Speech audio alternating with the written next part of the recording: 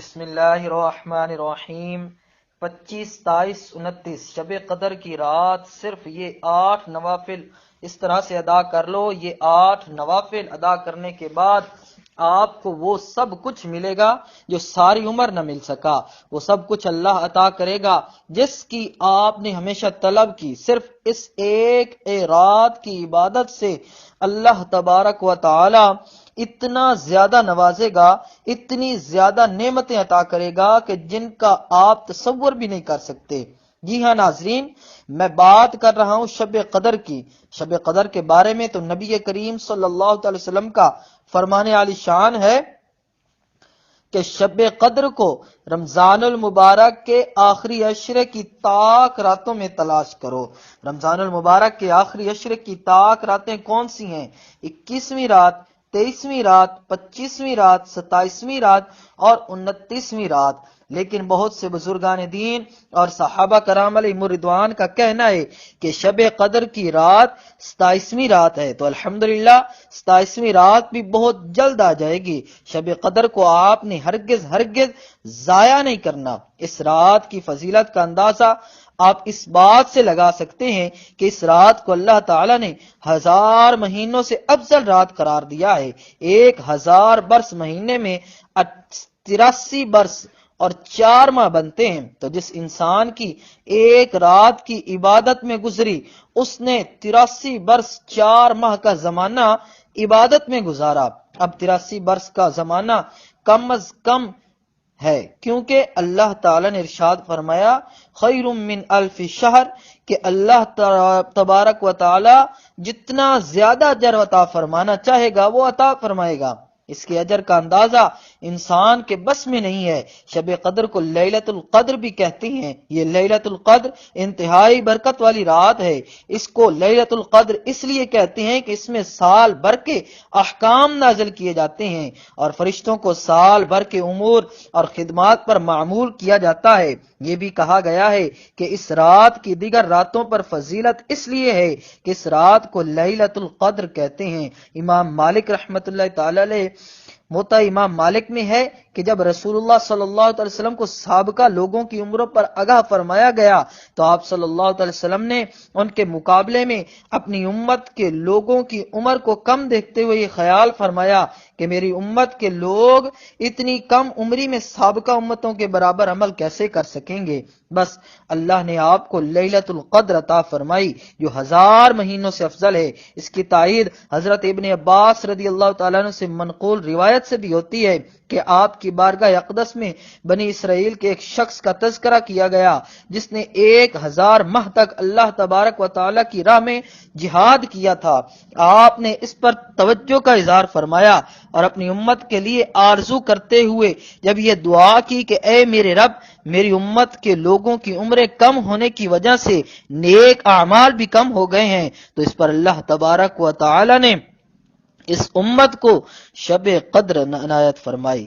اسی طرح حضرت انس بن مالک رضی اللہ تعالیٰ عنہ سے روایت ہے کہ ایک مرتبہ رمضان المبارک کی آمد پر نبی کریم صلی اللہ تعالی وسلم نے فرمایا کہ یہ ماہ جو تم پر سایہ فگن ہے، اس میں ایک ایسی رات ہے جو 1000 مہینوں سے افضل ہے. جو شخص اس رات سے محروم رہ گیا گویا وہ ساری خیر سے محروم رہ گیا، اور اس رات کی بھلائی سے وہی شخص محروم رہ سکتا ہے جو واقعتاً محروم ہو. تو یہ حدیث مبارکہ آپ کے ساتھ شیئر کرنے کا مقصد ہی یہی تھا کہ جیسے حالات جا رہے ہیں، لوگوں نے اسلام سے منہ پھیر لیا ہے، لوگوں نے سوشل میڈیا کو اختیار کر لیا، شرم و حیا آنکھوں سے ختم ہو چکی، لیکن اس کے باوجود بہت سے ایسے بھائی ہیں، بہت سی ایسی بہنیں ہیں، ایسی مائیں ہیں جو اپنی ساری رات کو عبادت میں گزارتی ہیں.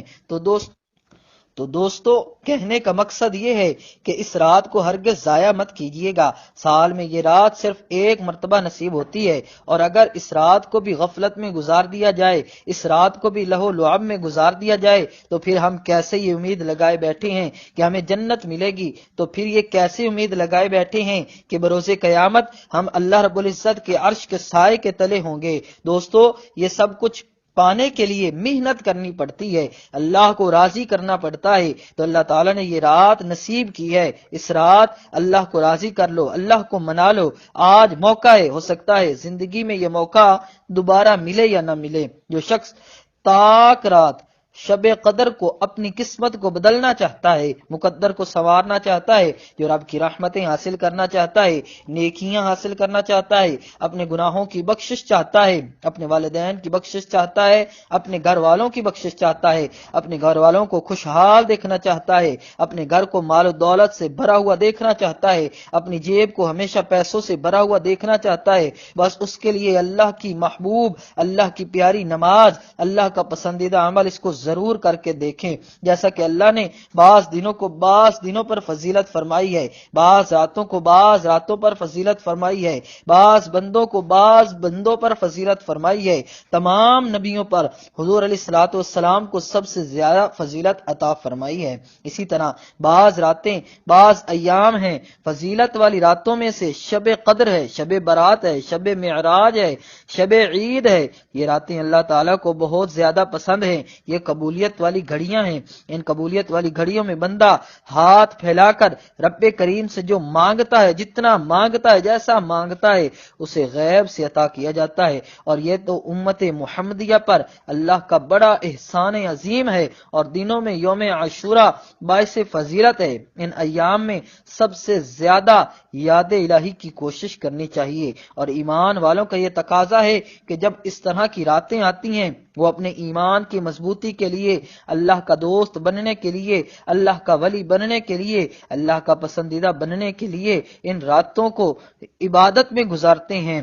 جو میں بتانے جا رہا ہوں وہ یوں عمل کرتے ہیں۔ اس رات کو ویسے تو بہت سی عبادات کی جاتی ہیں، آپ اس رات میں ذکر و اذکار کریں، نوافل ادا کریں، قرآن پاک کی تلاوت کریں، کثرت سے درود پاک پڑھیں، توبہ و استغفار کریں، اور جو بھی وظائف آپ پڑھنا چاہیں ان وظائف کو پڑھیں۔ لیکن ان تمام اعمال کے ساتھ یہ چھوٹا سا آسان سا عمل بھی آپ نے ضرور کرنا ہے، جو عمل میں آپ کے ساتھ شیئر کرنے لگا ہوں۔ دوستو، یہ اللہ رب العزت کی رحمتیں لوٹنے والی رات ہے۔ اللہ تعالیٰ کی رحمتوں کو اس رات میں سمیٹ لو، اس رات کو ضائع مت کرو، اور یہ 8 نوافل جو میں آپ کے ساتھ شیئر کرنے لگا ہوں، جس طریقے سے بتاؤں گا اسی طریقے سے آپ نے یہ 8 نوافل ادا کرنے ہیں، تو پوری رات آپ کے پاس پوری رات موجود ہے۔ جب آپ کا جی چاہے آپ ان 8 نوافل کو ادا کر سکتے ہیں، لیکن ان 8 نوافل کو آپ نے 2 کر کے پڑھنا ہے۔ 2 نوافل آپ نے ادا کیے، سلام پھیر لی، پھر دوبارہ 2 نوافل ادا کی، نیت کی کرنی ہے، سلام پھیرنا ہے، پھر دوبارہ 2 نوافل کی نیت کرنی ہے، سلام پھیرنا ہے، پھر دوبارہ 2 نوافل کی نیت کرنی ہے، سلام پھیرنا ہے۔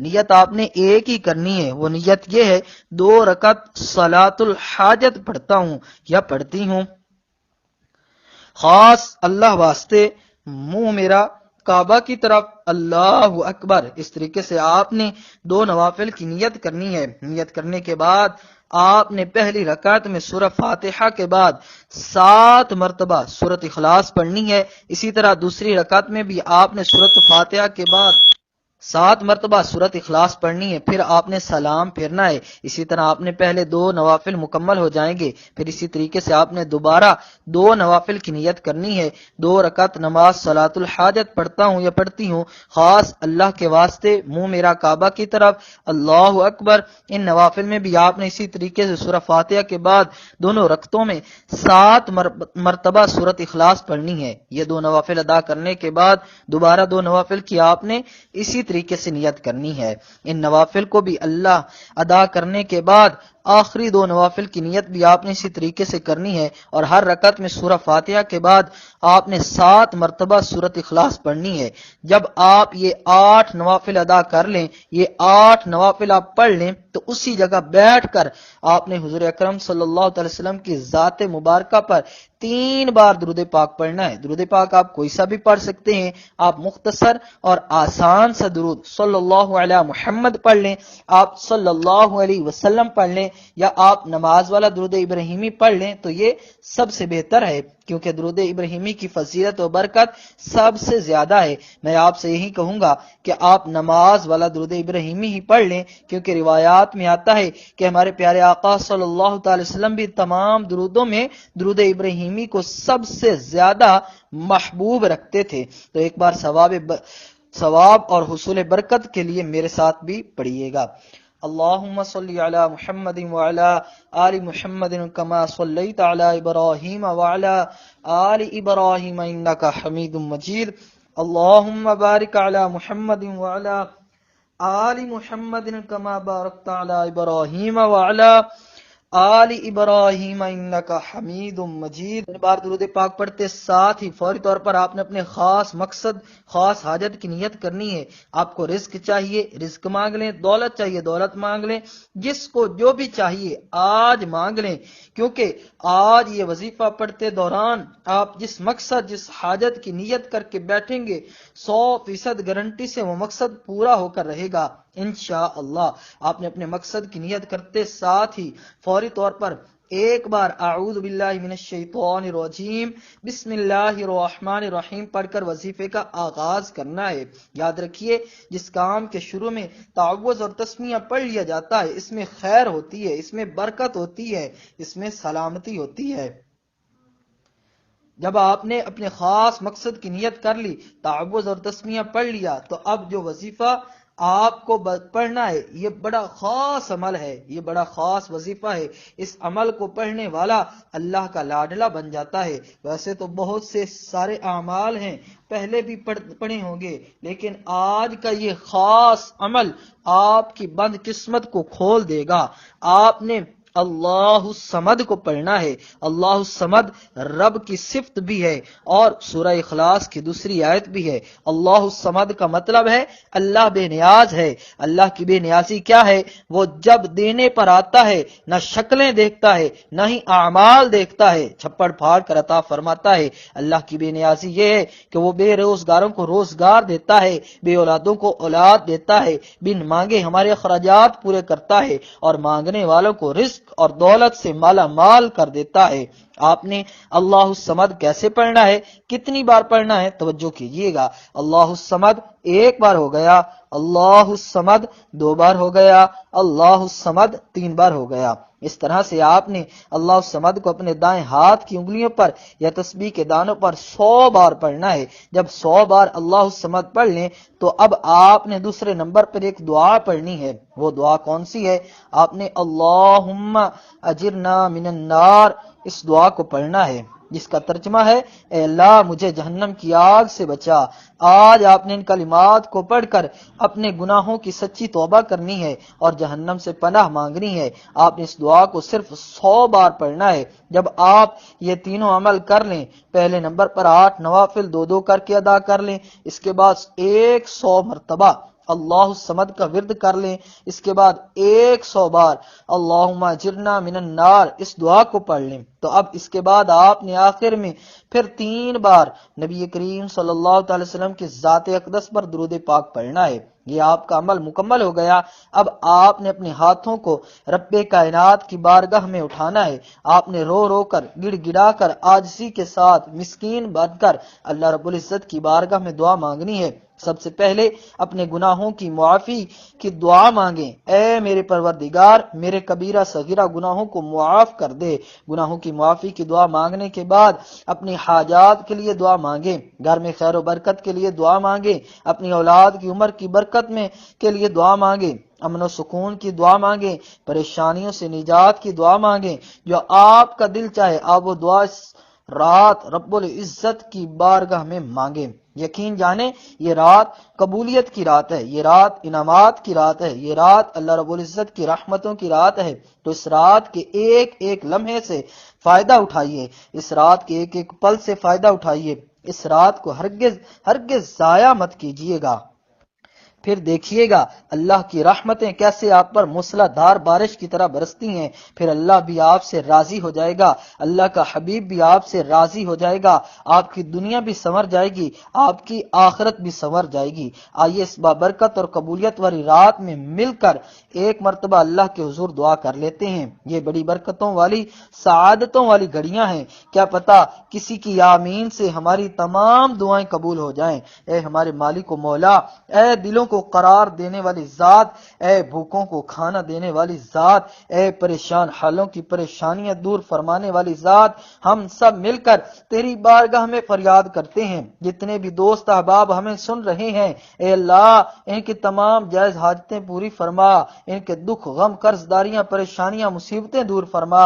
اے اللہ، اے مالک و مولا، دنیا بھر میں جتنے بھی مومنین مومنات پریشان ہیں مولا، ان سب کی پریشانیاں دور فرما۔ جتنے بھی مومنین مومنات بیمار ہیں، گھروں میں ہیں، ہسپتالوں میں ہیں، مولا ان کو صحت عطا فرما، ایسی صحت عطا فرما کہ بیماری باقی نہ رہے۔ اے مالک و مولا، جتنے بھی دوست احباب سن رہے ہیں، ہمیں نہیں پتہ ان کی کیا کیا پریشانیاں ہیں، ان کی کیا کیا حاجتیں ہیں، مولا سب پر کرم فرما، سب کی جائز حاجتیں پوری فرما، سب کی دعائیں قبول فرما۔ اس ماہ مبارک کا واسطہ ہم سب کی بے حساب مغفرت فرما۔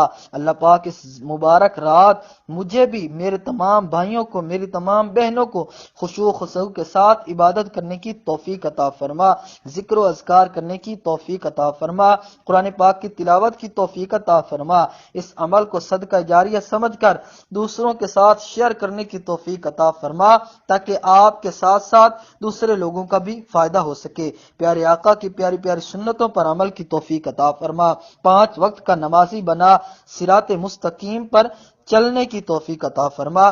آمین ثم آمین یا رب العالمین۔ کہ دعا ہے رب کریم میرا سنانا اور آپ کا سننا اپنی پاک بارگاہ